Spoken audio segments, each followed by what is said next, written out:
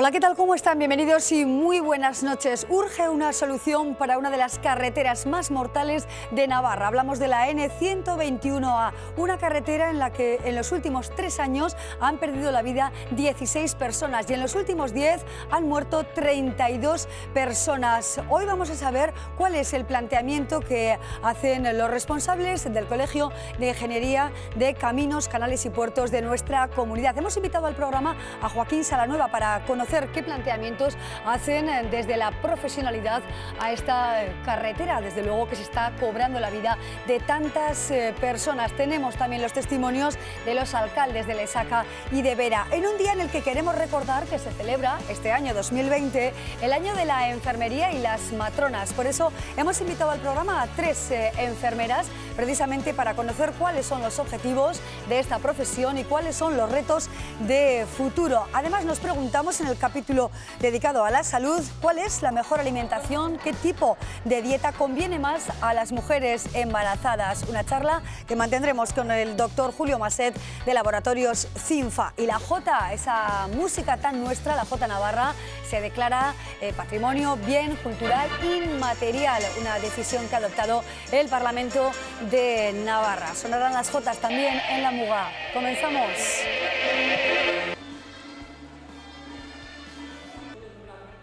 Preocupación absoluta en el entorno de la Nacional 121A, una carretera que se está cobrando demasiadas vidas en Navarra. Los alcaldes de la zona están ya hartos y piden soluciones. Con ellos hemos charlado hoy.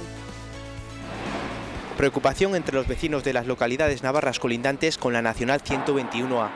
Habrá que buscar alguna solución, porque así no sé qué va a pasar. Y hay mucha preocupación, hay muchos accidentes, muchísimos, y es peligrosísimo, es muy peligroso. Estos últimos meses ha habido un montón de muertos y de antes también todo el mundo ha perdido a alguien en esta carretera y sí que el flujo a lo mejor es excesivo, no sé qué otras opciones hay. Al final pasan muchos camiones y aunque vas con cuidado, la verdad que a veces se asusta, porque van a mucha velocidad para ir en estos tramos. Esta carretera, con 65 kilómetros de recorrido que une Pamplona con la frontera de Francia, es de tránsito obligatorio para moverse entre pueblos como Lesaca o Vera. Pues uso diario. Nosotros, si queremos salir del pueblo, tenemos que coger esta carretera. No es por capricho, no es para ir a esquiar o para ir a no sé dónde.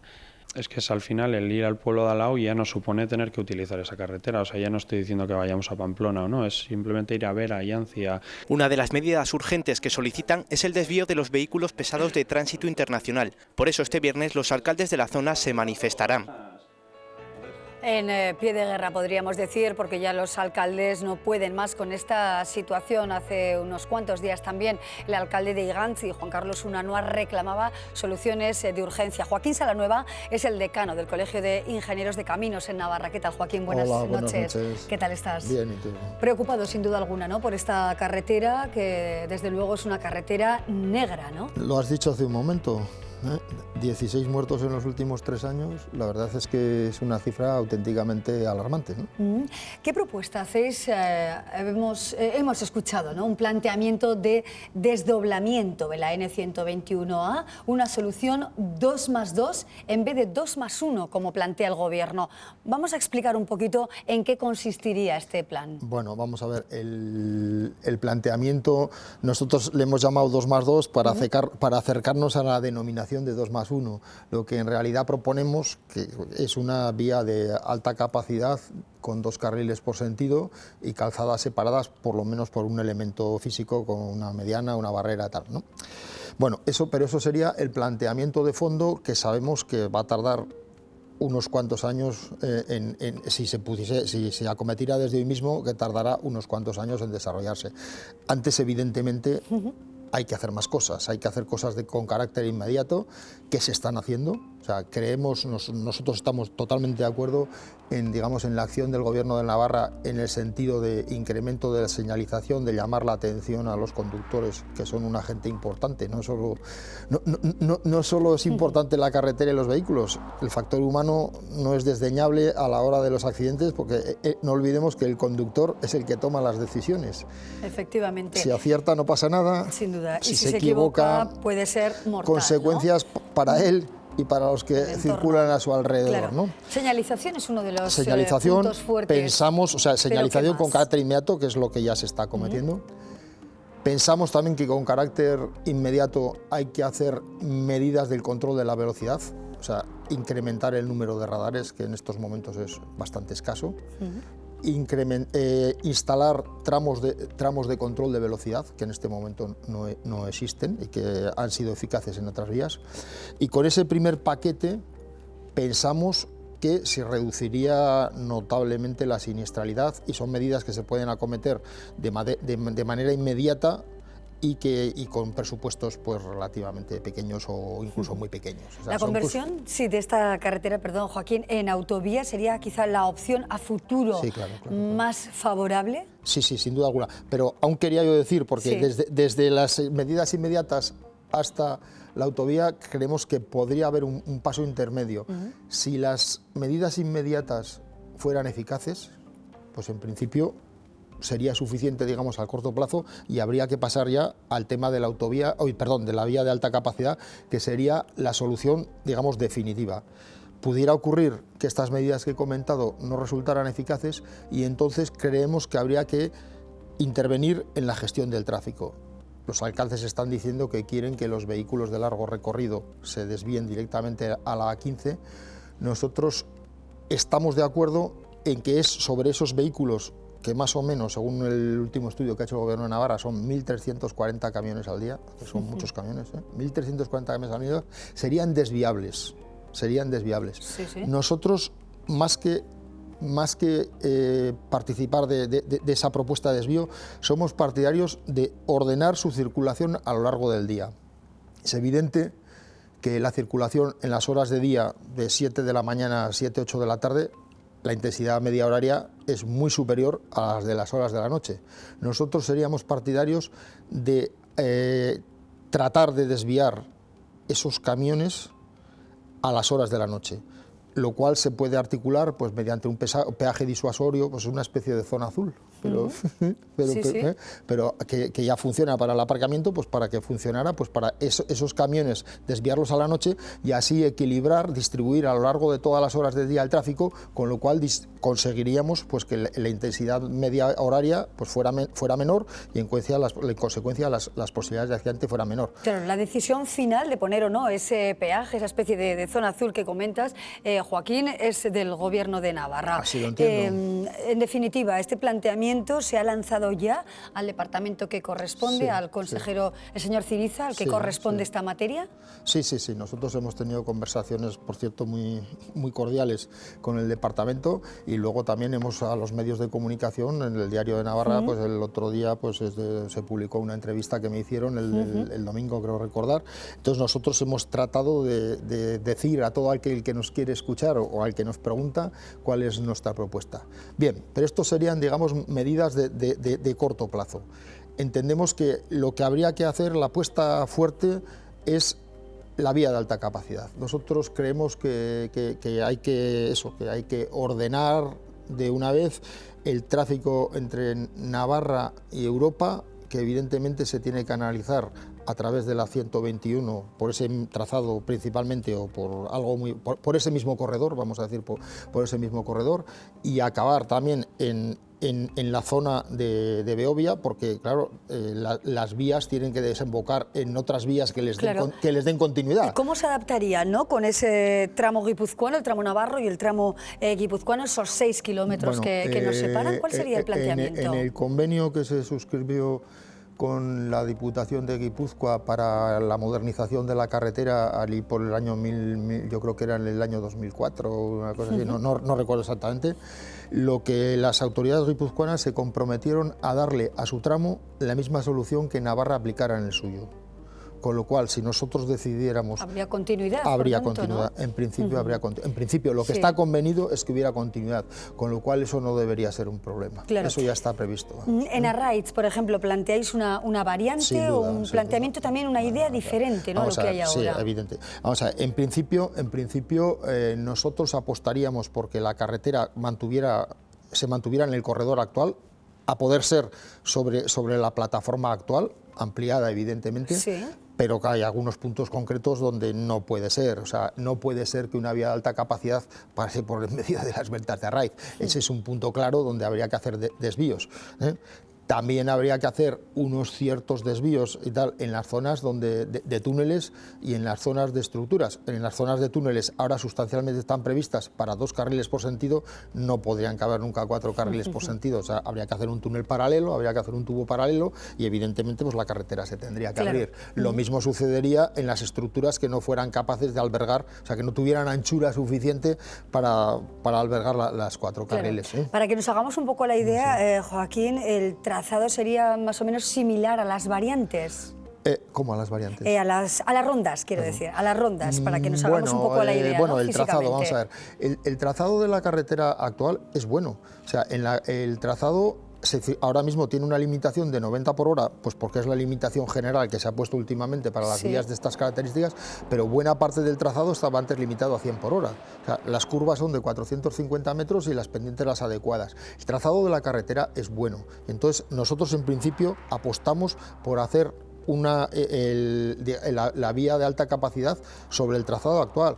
¿Por qué? Porque eso tiene una ventaja económica evidente, o sea, aprovechamos lo que existe, dificulta las obras, esto también es cierto, y luego también tiene una ventaja de impacto ambiental evidente. O sea, si ya tenemos dañada una franja de, vamos a decir, de 20 metros, pues ampliar la franja de 20 a 30 metros siempre es mucho menos impactante que hacer otra franja paralela de las características. Claro. O sea, que tanto por economía como por impacto ambiental, en principio apostaríamos por el mismo trazado que tiene características suficientes. ¿A qué se debe tanta siniestralidad? Hablábamos al principio, ¿no? También, por supuesto, sí, el tráfico pesado, camiones, la conducta de los transportistas, de los conductores, pero ¿hay algo más que verdaderamente esté generando una tasa de mortalidad tan elevada? Me gustaría a mí saberlo con certeza, porque entonces tendríamos la solución inmediata ahí, ¿no? Bueno, quizá comparando, ¿no? Con algunas vías similares, efectivamente, ¿no? O sea, la siniestralidad y sobre todo la mortalidad de esta carretera, digamos, no es comparable con las de otras de las mismas características con el mismo tráfico. Ahí sucede algo que yo solo lo puedo atribuir, digamos, a la psicología de los conductores. Yo creo que lo que sucede es que la carretera es buena, como decíamos antes, de 90 a 100 por hora, tiene pocos tramos de adelantamiento y entonces yo creo que se produce una cierta situación de nervios, digamos una cierta inquietud que hace que la gente tome malas decisiones y que haya más accidentes que los normales. Evidentemente el que haya entre 10 y 11.000 vehículos al día no ayuda, porque claro, si tú te equivocas y tienes pocas posibilidades de tener uno enfrente, pues tienes pocas posibilidades de accidente. Si te equivocas y tienes muchas posibilidades de tener uno enfrente, pues digamos el golpe está asegurado, ¿no? Yo creo que el factor humano es bastante relevante en esta carretera. Bueno, hemos visto desde luego a los vecinos de la zona, a los alcaldes de Lesaca, de Vera, citaba yo también al de Igantzi, muy preocupados y ya muy cansados también, ¿no? Buscando soluciones urgentes. Veremos a ver si se toman en cuenta estos planteamientos que hacen los ingenieros de caminos, canales y puertos en Navarra, y de alguna manera, bueno, pues dejamos ya de contar, ¿no? Personas fallecidas en estas carreteras. Además, personas también muy jóvenes, ¿no? Las últimas víctimas, ayer una persona de 53 años, en enero unos chavales muy jóvenes de 21 años. En definitiva, personas que pierden la vida en la carretera. Joaquín Salanueva, muchas gracias por venir al programa. Muchas gracias a vosotros. Gracias por las aportaciones también que realizáis y que contáis, ¿no? A través de nuestro programa. Gracias y enhorabuena por vuestro trabajo. Nosotros seguimos adelante, hacemos una mínima pausa y contamos otras historias del día. Miras atrás y ves que no habrías llegado hasta aquí tú sola, que no hacemos camino sin las manos cómplices que nos acompañan, y el refugio siempre está ahí para impulsarnos a soñar. Ese lugar donde no sabes si eres el que enseña o el que aprende. El hogar, donde eres como tú te sientes. Residencias Amavir, nuestra casa es tu hogar. El año de la enfermería y las matronas es este, 2020. En Navarra, 5.660 enfermeras están trabajando actualmente. Este es su año y sobre todo queremos saber hoy qué reivindican, cuáles son las principales necesidades de este sector. Un sector en cierta medida desconocido. Se lo preguntamos precisamente a dos enfermeras y un enfermero que nos acompañan hoy en La Muga. A mi derecha, Ana María Fernández Navascués, del Servicio de Efectividad Asistencial del Servicio Navarro de Salud. ¿Qué tal, Ana María? ¿Cómo estás? Muy bien, bienvenida, gracias. buenas noches. Gracias. Gracias por acompañarnos. Uxue Lazcanotegui es directora de Enfermería en Salud Mental en las clínicas Padre y Benito Meni. ¿Qué tal, Uxue? Hola, Maya. Bienvenida, buenas noches. Buenas noches. Miembro también y socia de la Sociedad Española de Enfermería en Salud Mental. Gracias de verdad. Y con nosotros también está Nacho González, que es vocal de la Junta de Enfermería en Navarra. ¿Qué tal, Nacho? Muy bien, muchas gracias. Bienvenido. Gracias. La verdad que vemos más enfermeras que enfermeros. Pues sí, somos un poco un rara avis. Concretamente en Navarra aproximadamente el 95-92% son mujeres y el 7-5% somos hombres. ¿A qué se debe esto? Bueno, yo creo que es porque es una profesión que históricamente ha sido más femenina que masculina. ¿Por qué? Pues yo creo que será por el hecho de que los cuidados siempre han estado vinculados a pues, una madre, una abuela, no, o sea, entendemos que primero igual habría que definir qué es la profesión de enfermería, ¿no? Es la que aplica y cuida, ¿no? Entonces, siempre esa vinculación del cuidado pues, ha estado relacionado con las mujeres, ¿no? Históricamente. Uxue, ¿cuál es de alguna manera el diagnóstico que tú podrías hacer ahora mismo de la profesión de enfermería, tanto en salud mental como en general? ¿Cómo está la enfermería en España y muy especialmente aquí en Navarra? Bueno, has visto los datos sorprenden, el número tan alto de enfermeras que desarrollamos nuestra profesión en Navarra y a nivel mundial, en el sistema mundial de salud, la mitad de los profesionales sanitarios somos enfermeras. Pero como se ve, y para eso un año, somos las grandes desconocidas. Podemos saber, entender qué hace una enfermera en un hospital, incluso qué hace una enfermera en un centro de salud, pero las enfermeras hacemos mucho trabajo en diferentes ámbitos muy desconocidos para la población. En mi caso, salud mental, cuando dices que eres una enfermera de salud mental, te preguntan ¿y qué hace una enfermera de salud mental, ¿no? ¿A qué se dedica?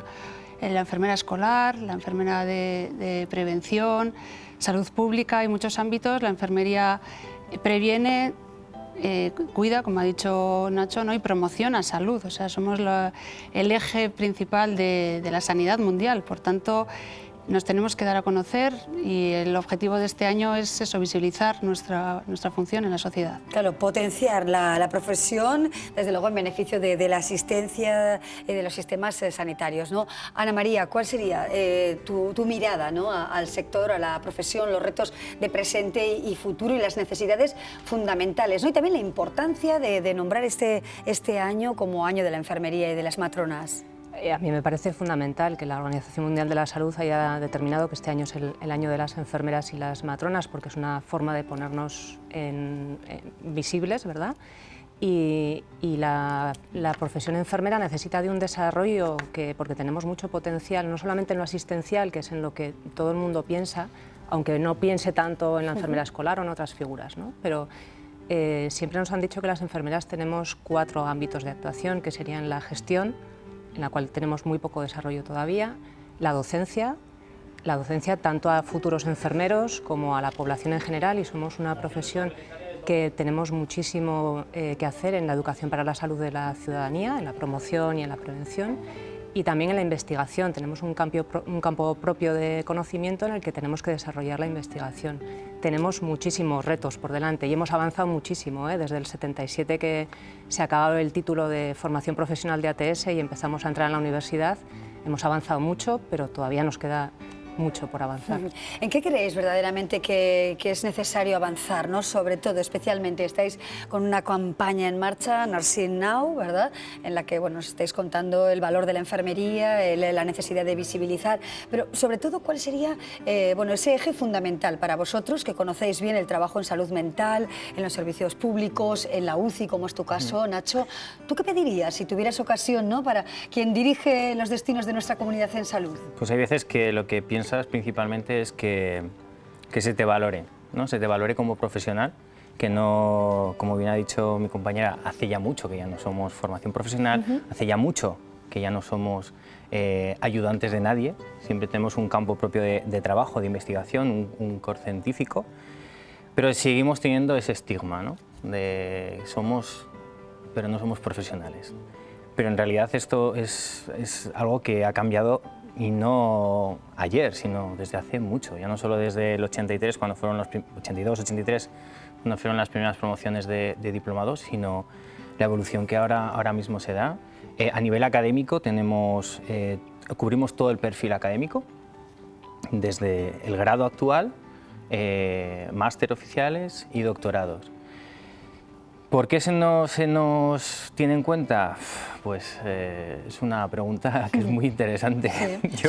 ¿Se os ha visto quizá más, la población nos hemos visto más como ayudantes de los médicos, por ejemplo, Ursúa? Esa puede ser una de las visiones que tenemos. Yo preguntabas qué es lo que pediríamos a nuestros gobernantes. Yo creo que formar parte de los órganos de decisión de las políticas sanitarias. Somos líderes, estamos formados, somos competentes para ello, así lo demostramos en el día a día, no solo en la parte asistencial, sino en la parte de gestión, en la parte de investigación, y evidentemente tenemos que estar en las mesas de decisión, formando parte de las políticas sanitarias donde nos incumbe, y vuelvo a repetir, que somos la mitad de los profesionales sanitarios de los servicios de salud.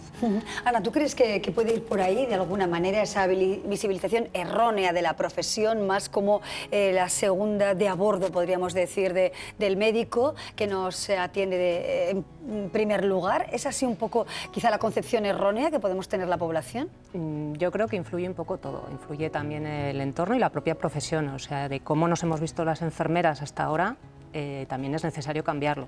Es algo interno de la profesión y también del entorno. Ahora mismo, de todas formas, lo que tenemos muy claro todos es que trabajamos en equipo, que cada uno tiene sus funciones, sus competencias, y que el objetivo común es mejorar la salud del paciente, que debe estar en el centro, y es lo que hay que intentar conseguir, el trabajo en equipo. Es verdad que una sentencia reciente del Tribunal Superior de Justicia de Navarra pone a la enfermería en primer plano, pero en este caso le impide, sentencia judicial, ser directora, por ejemplo, de un centro de atención primaria. Solo médicos y médicas pueden ser directores de los centros de atención primaria. ¿Cómo veis esta decisión? ¿Os ha sentado bien, mal? ¿La respetáis? Como parte del colegio, sí que es cierto que nosotros fuimos uno de los que hemos pleiteado junto con el Gobierno de Navarra, y pues aceptamos la decisión del juez, pero eso no quiere decir que estemos de acuerdo en ella. ¿Y por qué no estamos de acuerdo? Pues como hemos comentado antes, mi compañera Ana lo ha dicho, ¿no? Uno de los campos de la profesión es la gestión. Actualmente la legislación que nos rige como profesiones sanitarias data del año 2003. En el año 2003 figuraban los perfiles profesionales, que son licenciado y diplomado. Actualmente esos perfiles ya no existen, no existen como tal. O sea, no existe un licenciado en medicina, sino existe un grado en medicina, no existe un diplomado en enfermería, sino existe un grado en enfermería. Las funciones que han estado haciendo las compañeras y compañeros en atención primaria, como directores de centro de atención primaria, la verdad que distan muy poco de las que tiene cualquier jefa de unidad en cualquier centro hospitalario. Entonces, no vemos que esté adaptado al día a día, ¿no? Sabemos que la legislación siempre va mucho más lenta que la vida real, pero esta vez creemos que necesita una modificación de esa legislación para adaptarla a la normalidad, al día de hoy. ¿Hay que revisar esa normativa, Ursúa? Sí, por supuesto. Yo creo que las leyes van más lentas que la sociedad y nos tenemos que adaptar a los tiempos. Y decía Ana, sobre todo para el beneficio común, que es el bien del paciente. Entonces todo pasa por adaptarnos, por ser ágiles, ser flexibles y trabajo en equipo. Ya no hablamos de si eres médico o eres enfermera para dirigir algo, sino simplemente si estás capacitado, si eres competente y si tienes la cualificación para hacerlo.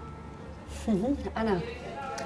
Yo lo que puedo decir es lo que ya se sabe de la postura del departamento, que es que se va a recurrir la sentencia como con el colegio, y pues nada, que se está intentando trabajar en la línea de eso, de cambiar la normativa para intentarlo, profesionalizar la gestión. Pero bueno, ese es el camino de trabajo que han emprendido en el departamento y poco más. Exacto, bueno, recordamos como el director gerente del Servicio Navarro de Salud actualmente precisamente es enfermero, ¿no? de profesión y dirige, bueno, pues a todos los profesionales de la salud en nuestra comunidad foral. Vamos a mirar hacia adelante, 10 años vista. ¿Qué nos gustaría de la enfermería, de la salud para todos, del contacto del paciente y la enfermera o enfermero en vuestros distintos ámbitos, ¿no? ¿Cuál sería quizá el escenario ideal, Ursúa? Bueno, el escenario ideal, tener autonomía. En el caso de salud mental, una problemática cada vez más creciente, actuar en la prevención, estar ahí, hacer una atención centrada en la persona, evidentemente, para mejorar la calidad de los ciudadanos.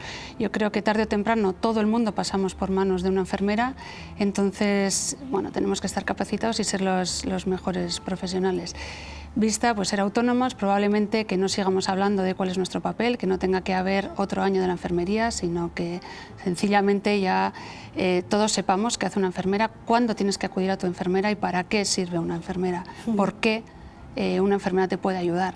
Evidentemente este año, ¿no?, en Navarra vamos a organizar sesiones para darnos a conocer y dirigidas a la población en general, simplemente para saber cuál es nuestra posición cuando a lo largo de la vida, donde cada vez va a haber más dependientes, más necesidad de cuidados. Nosotros somos una profesión que nos dedicamos al cuidar, más allá de todo lo demás, ¿no? Entonces, simplemente que nadie dude cuando tiene que acudir donde su enfermera. Es cierto que estamos en una sociedad cada vez más envejecida, como dice Ursúa, ¿no? Cada vez con más patologías crónicas y eso también influye directamente en vuestra profesión. Directamente, y de hecho, el proyecto estrella de la anterior legislatura del departamento y de este año es la estrategia de atención al paciente crónico y pluripatológico. Y se ha hecho un esfuerzo importante en el Servicio Navarro de Salud para intentar organizar el servicio y reorientar los recursos y la forma de atención pues, a la población con la que nos encontramos, mucho más envejecida, con más dependencia, con el tema de la soledad no deseada, que también impacta mucho en cómo nos vamos a tener que organizar los sistemas sanitarios, el tema de la dependencia, de las ayudas que van a necesitar y ahí estamos, las enfermeras, pues hablamos de que hay que hacer a cada persona dar lo que necesita, para eso necesitamos saber qué necesitas, que no es lo mismo para ti que para él, tenemos que desarrollar un campo de valoración de enfermería, muy personalizado, muy ¿no? personalizado, un plan de intervención muy personalizado, en colaboración con el resto del equipo, vuelvo a comentar, ¿no?, con los de primaria, con los del hospital y bueno, estamos desarrollando importante. Y también, por supuesto, ¿no?, con una capacidad rápida de reacción. Nacho, en este caso, que trabajas en la UCI, ahora estos días en los que la salud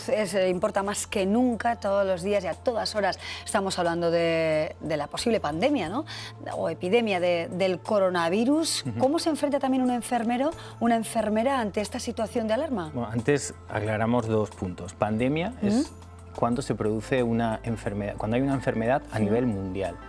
Que todos siempre nos vamos a microorganismos, virus, ¿no?, películas como Virus o Ataque, alguna cosa de estas.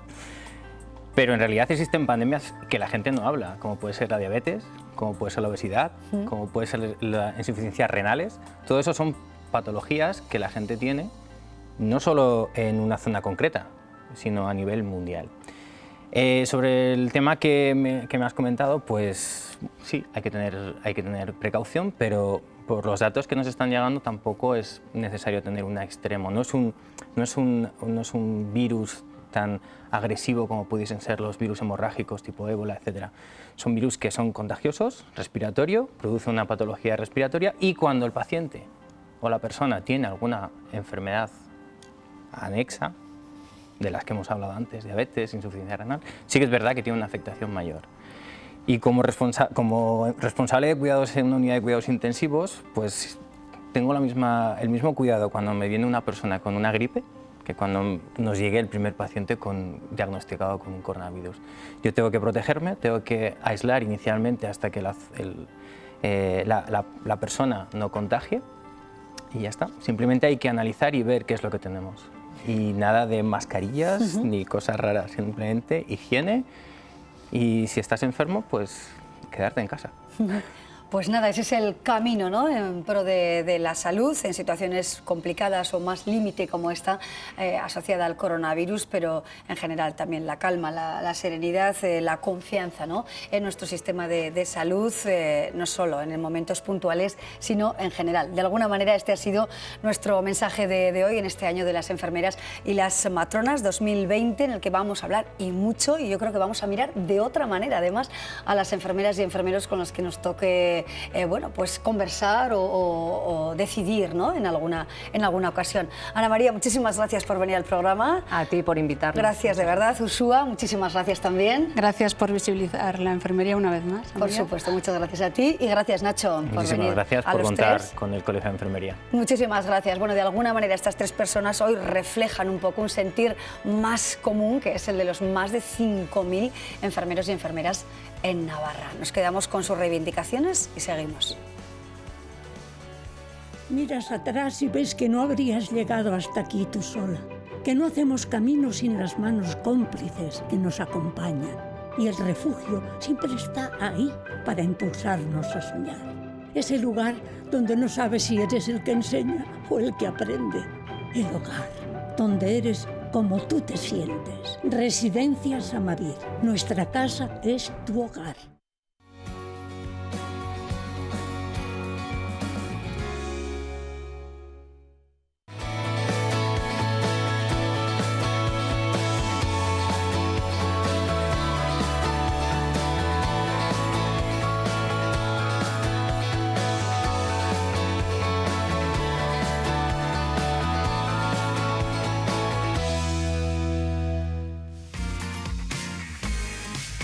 CINFA les ofrece este espacio.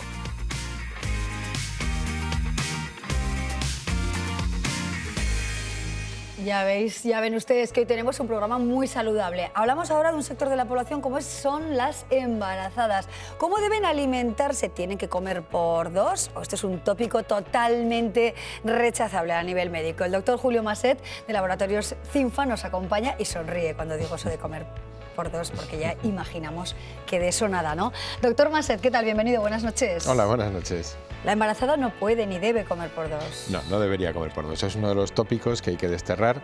Lo que tiene que hacer es comer de forma muy variada, evitar alguna serie de alimentos, que ya veremos cuáles, y sobre todo hacer comidas muy frecuentes y de poca cantidad, 5 o 6 al día, y de esa forma garantizamos que tanto a ella como para el bebé que está creciendo le lleguen los nutrientes necesarios. Eso es, más o menos se debe comer de todo, eso es, en pequeñas cantidades, pero ¿qué evitamos en la dieta cuando estamos embarazadas? ¿Qué hay que suprimir totalmente? Bueno, de entrada yo diría suprimir dos cosas importantísimas, el tabaco y el alcohol. Eso hay que retirarlo, no son alimentos y además no hay una dosis mínima de alcohol que sea saludable. Esos tópicos de un vasito de vino, no.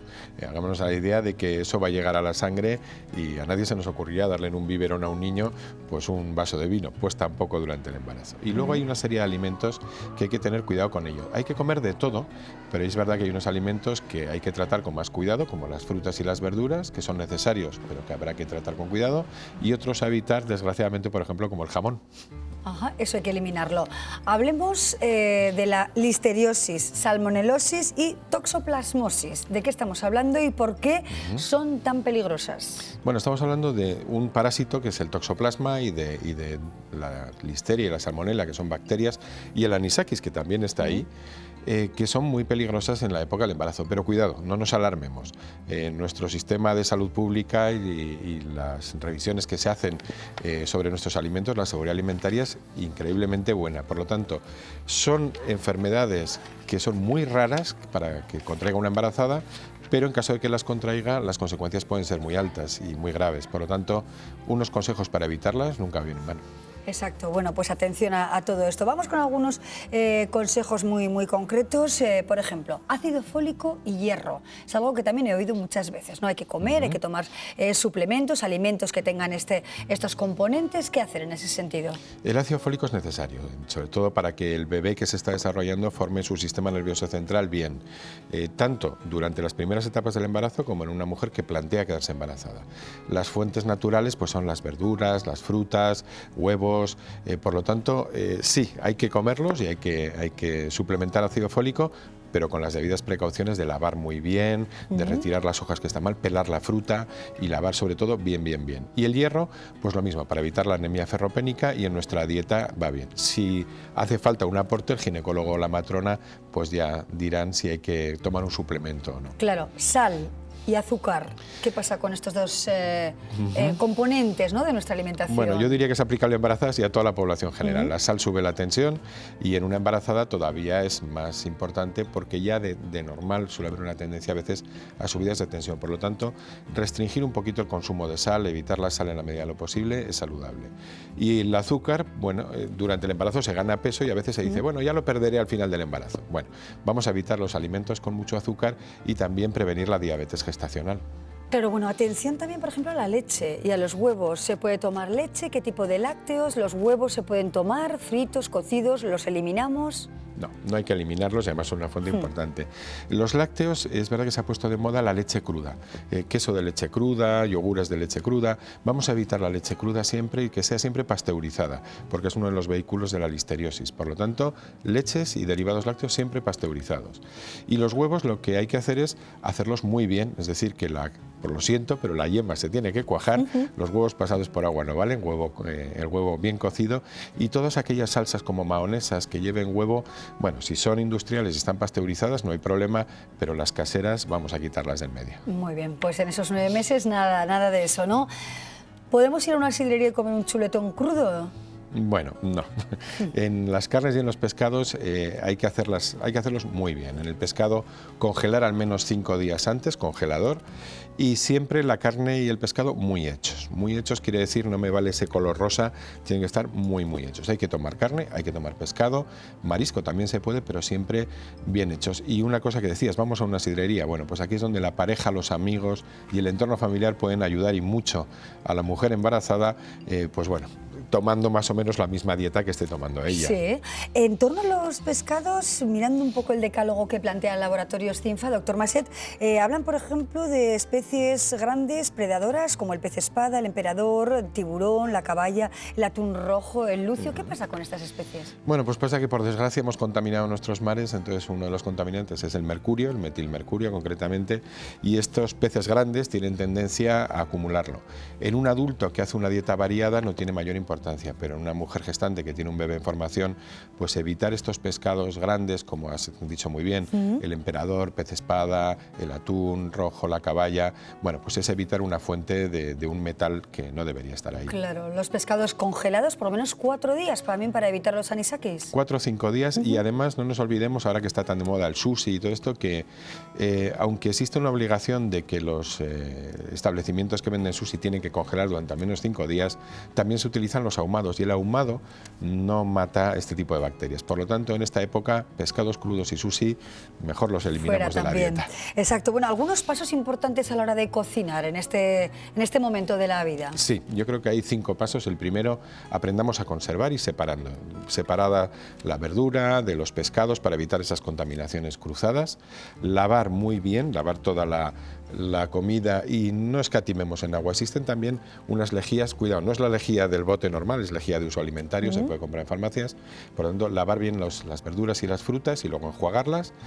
Separar a la hora de cocinar, no mezclar ni siquiera pues, cuchillos, y para evitar si tocamos pues, un pescado, utilicemos otro cuchillo, otro tenedor. Sí. Y un poquito de sentido común. Cuando veamos un alimento que está en la nevera, siempre en la nevera los alimentos, veamos un alimento que tiene un aspecto que no nos termina de gustar, pues no nos la juguemos. Esa naranja que tiene un poco de moho, bueno, pues la desechamos y no pasa nada. Y los alimentos caducados jamás, ¿no? También en esta época. Jamás. Yo diría que además, no solamente los alimentos caducados, que incluso con la fecha de consumo preferente pasada, en una embarazada debería evitarlos, sino también me referiría a aquellos alimentos en los que tengamos dudas de su origen. Por ejemplo, si vamos a un restaurante y tenemos una ensalada, esa ensalada puede ser una ensalada con pollo o con carne, evitémosla. O si vemos que no nos ofrece demasiada confianza esas verduras, esa fruta o esa carne, pues bueno, vamos a evitarla. Claro. ¿El té y el café? Bueno, se puede tomar té y café, no hay una cantidad mínima aconsejable, pero bueno, yo diría restringir en la medida de lo posible. Pues si se puede tomar un café en vez de 2, mejor.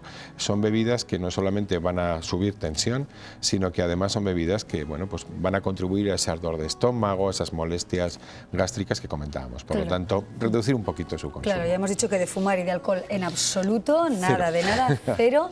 Y bueno, siempre nos recomienda, doctor, que hay que beber agua, hay que hidratarse, y cuando se está embarazada, igual, ¿no? No hay una cantidad exacta que haya que beber, se recomienda alrededor de 2 litros, pero yo diría la embarazada nunca tiene que pasar sed, y evitar las bebidas carbonatadas porque le van a afectar esas digestiones, y evitar aquellas bebidas también que están ahora muy de moda, energizantes, ¿no? Vamos a ir a por el agua, a por los zumos, a por los caldos, y siempre que tenga sed, hidratarse. Muy bien, pues nos quedamos con todo ese decálogo, todas esas pistas que damos a las mujeres que están ahora mismo, bueno, pues en ese estado, ¿no? Lleno de vida y de esperanza. Hay que cuidarse muy bien, desde luego, para llegar a buen término, ¿no? Con ese embarazo. Doctor Maset, muchísimas gracias por acompañarnos y por todos estos consejos. Hasta pronto. Muchísimas gracias a vosotros. De verdad. Bueno, pues hoy nos quedamos con esta serie de pautas para las mujeres embarazadas. CINFA les ha ofrecido este espacio.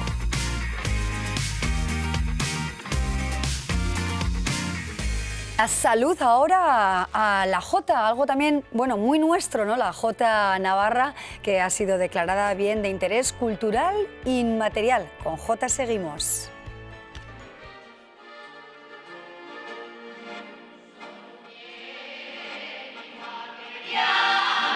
Importante un poco que se vea ese valor que tienen, ¿no? Porque lo inmaterial a veces pasa desapercibido, se pierde y no es como pues, el patrimonio material, que a veces tenemos como más conciencia, ¿no? A la hora de protegerlo. Y ya lo escuchaban en tono de Jota, la Jota Navarra ya es bien de interés cultural inmaterial. Es darle la misma entidad que lo que puede ser una catedral, ¿no?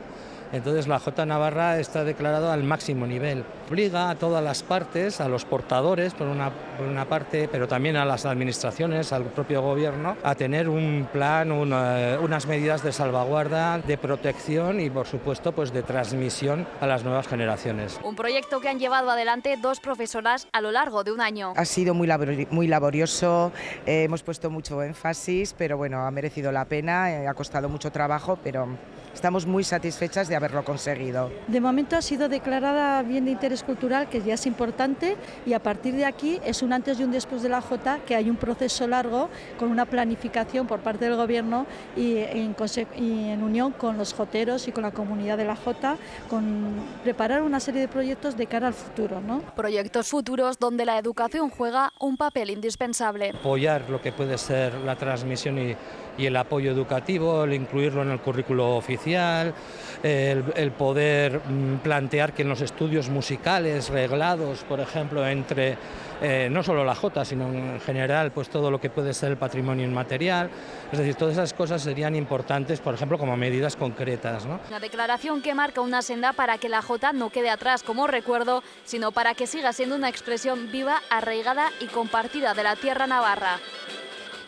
Bonito, desde luego, ese ejemplo de nuestra música y ese reconocimiento, ¿no?, a la Jota Navarra. Algo que también tiene un gran reconocimiento y seguimiento popular son los carnavales en nuestra comunidad. Ayer, además, con muchísima magia, tanto en Alsasua, con los momochorros como protagonistas, como en Lanz, con Mielochín como gran personaje. Lo vemos en el siguiente reportaje. Es el ritual de la sangre la que hace posible la transformación de la persona en momochorro, la simbiosis de humano y bovino que no deja indiferente a las cientos de personas que acompañan este carnaval. Al ritmo de carnaval, los momochorros salen a las calles de la villa danzando e intimidando a los asistentes con la sarda de madera que empuñan. Detrás de ellos, una variopinta comitiva en la que destacan las Orguiñac, las encargadas de este aquelarre. Y en Lanz este año Mielochín tampoco se ha podido escapar. La tradición se repite y el malvado bandido ha sido ajusticiado en la hoguera. Los vecinos de Lanz que participan en el desfile comienzan su preparación. Sin duda la más complicada es la de Siripot. Este personaje del que se burlan los chachos necesita un buen forro para amortiguar todas sus caídas. El silencio del pueblo se rompe con el sonido de cencerros, chistus y tamboriles y con los gritos de los chachos que ahuyentan no solo cualquier tipo de espíritu, sino también algún curioso. Con la caída de la noche, Mielochín cae y su cuerpo arde mientras el sorchico se baila en círculo. Un carnaval más se ha hecho justicia en Lanz.